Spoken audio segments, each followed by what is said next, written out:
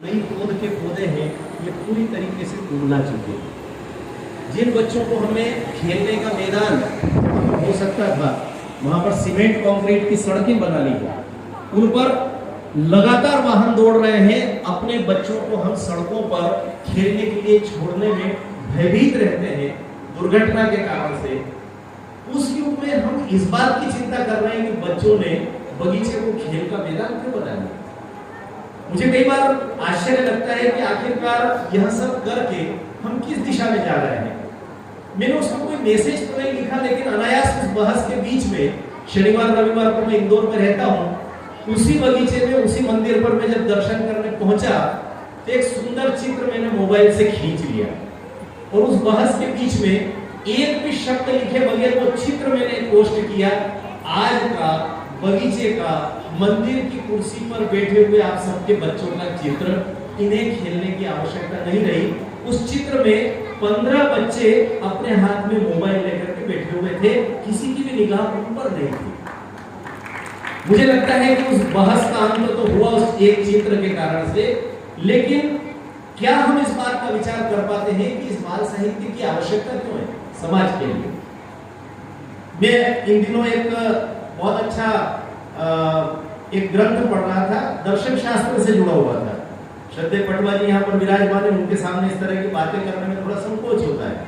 ये दर्शन की बहुत अच्छी ज्ञाता है। दर्शन के उस ग्रंथ में एक बात मुझे जो जीवन भर याद नहीं थी या मैं जिस ओर इंगित नहीं कर पाया था वो मुझे पता लगी। उस दर्शन के ग्रंथ में कहा गया कि अंततः संपूर्ण मानव जाति जो कुछ भी कर रही है वो किसके लिए कर रही है, किस उद्देश्य की प्राप्ति के लिए हम सब ये सारा प्रपंच रच रहे हैं। तो ध्यान में आया कि संपूर्ण मानव जाति का एकमात्र लक्ष्य है आनंद की प्राप्ति। कि जितनी अब तकनीकी का युग आ रहा है, उद्योग क्रांतियां हो रही है, हरित क्रांतियां हो रही है, जो कुछ भी आप कर रहे हैं दुनिया में सुई से लेकर जहाज तक जो कुछ संपन्न हो रहा है उसकी एकमात्र अंतिम जो प्रतिश्रुति जिसको हम कहते हैं, फलश्रुति जिसको हम कहते हैं, वह क्या है? आनंद की प्राप्ति। और दुर्भाग्य से उसी समय व्हाट्सएप पर, फेसबुक पर हम सब लोगों ने अखबार की एक कतरन देखी होगी। उस कतरन में एक युवा का कहा हुआ वाक्य उस समाचार का शीर्षक बनता है, मुझे 58 लाख रुपए का पैकेज प्राप्त है, मैं ये समझ नहीं पा रहा हूं कि मैं खुशी कैसे प्राप्त करूं। ये उस समाचार का शीर्षक है। तब हमको लगता है कि बाल साहित्य की आवश्यकता आखिरकार क्यों है। इस फलश्रुति की प्राप्ति करोड़ों के पैकेज प्राप्त कर लेने के बाद भी नई पीढ़ी नहीं कर पा रही है, इसलिए बाल साहित्य का महत्व अधिक बढ़ जाता है। और इसलिए कई बार हमको लगता है कि जीवन में आनंद की प्राप्ति की तलाश करते करते, छोटे छोटे सुखों को त्यागते त्यागते हम लोग कई बार जीवन के अंतिम कड़वे सत्य को देखना भूल जाते हैं। आज एक वीडियो आज ही शाम को इस कार्यक्रम में आने से 15 मिनट पहले मैं देख रहा था, उसके साथ मुझे रोने की चाह मुझे डाल दी थी जिस व्यक्ति ने वो वीडियो डाला था। हमारे साथ कुछ बाल मनोविज्ञान से जुड़े हुए मित्र हैं, उनका एक समूह है। वीडियो ऐसा है कि एक मृत मां कार की सीट पर उनकी मृत देह रखी हुई है। एक वकील अगली खिड़की से एक एक करके कागज उस मां के बेटे को थमाता जा रहा है। उस वीडियो में ध्यान में आता है कि ये सब स्टाम्प पेपर है और वो बेटा एक स्टाम्प पैड पर अपनी मां का अंगूठा ऐसे घिसता जाता है और हर एक स्टाम्प कागज पर लगा करके वापस वकील साहब को देता जाता है। बंधु भगिनीगण, बाल साहित्य की चर्चा करते समय जीवन के इस कड़वे सच को भूलना नहीं चाहिए।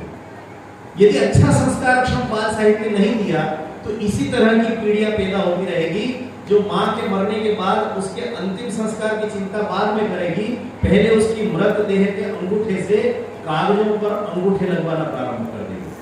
और इसलिए मुझे ऐसा लगता है कि हम सब लोग मिलकर यदि सचमुच कुछ अच्छे नागरिक इस देश को देना चाहते हैं तो उसकी समाप्ति किसी कोचिंग इंडस्ट्री में नहीं होने वाली। मेरे एक बहुत अच्छे मित्र कोटा में एक बड़ी कोचिंग क्लास है, मैं नाम नहीं लूंगा क्योंकि मेरे बहुत अच्छे मित्र हैं, अरबों करोड़ों का कारोबार करते हैं, इसलिए उनको शुभ कामनाएं देता हूं कि वो इंडस्ट्री उनकी चलती रहे। लेकिन एक दिन अनायास उन्होंने कहा कि विकास जी, आपको पता है मैंने क्या कमाया है। मैंने कहा मुझे पता है आपने क्या कमाया, ये तो मुझे इसलिए पता है कि आपके यहाँ जब इनकम टैक्स की रेट बढ़ती है तो आप रिश्वत में ही करोड़ों रुपया दे देते हैं, तो मुझे पता है। उन्होंने कहा आपको ये पता है क्या कि मैंने समाज को क्या दिया है। मैंने कहा अच्छा, आपने कुछ दिया भी है क्या। तो एकदम से सीट पिटाया, हमें आपको नहीं पता मैंने कितने हजार इंजीनियर दिए, AIEEE में इतने बच्चे, PET में इतने बच्चे, PMT में इतने बच्चे, इतने डॉक्टर, इतने इंजीनियर। मैंने कहा भाई साहब आपकी कोचिंग में पढ़ने के लिए आने वाले बच्चों में से ये सिलेक्शन जिनका होता है वह प्रतिशत कितना है, कभी आपने देखा है क्या। अगर मुझे क्षमा करें तो मैं आपको बताता हूं कि आपने समाज को क्या दिया। किसी दिन कोटा के लोहारों के मोहल्ले में जाकर के आप देखना, कुछ वर्षों पहले तक तो लोहार लोग घरों में बैठ करके वो सामग्री बनाते थे। इन दिनों कोटा में उसकी एक बकायदा फैक्ट्री खुल गई है, वो लोहार इतना अमीर हो गया है। आपको पता है वो लोहार क्या बनाता है। उस लोहार ने ऐसे पंखे टांगने के हुक बनाना शुरू किए हैं जिसमें स्प्रिंग लगी रहती है। जब पंखे से अधिक वजन उस पंखे पर लटकता है तो वो पंखा एकदम से नीचे आ जाता है जमीन तक, और उस पर जो अतिरिक्त वजन लटका है उसकी हानि नहीं होती है। मैंने उनको बताया कि ये जो फैक्ट्री खुली है ये फैक्ट्री आपने दी है, इसलिए दी है क्योंकि जो हजारों बच्चे हॉस्टलों में पंखे से लटक करके आत्महत्या कर रहे थे, उन बच्चों को मरने से बचाने के लिए इस तरह के हुक इन दिनों कोटा में तैयार हो रहे हैं। और इसलिए हम देखेंगे इस बाल साहित्य से हम क्या दे रहे हैं। बाल साहित्य के माध्यम से अगर बच्चों को हमने मानव जाति का अंतिम लक्ष्य प्राप्त करने वाला तत्व यानी आनंद दे दिया, तो आप तय मान करके चलिए हम सबका बाल साहित्यकार होना सार्थक हो जाएगा। आप सबने सुना, इसके लिए धन्यवाद, नमस्कार।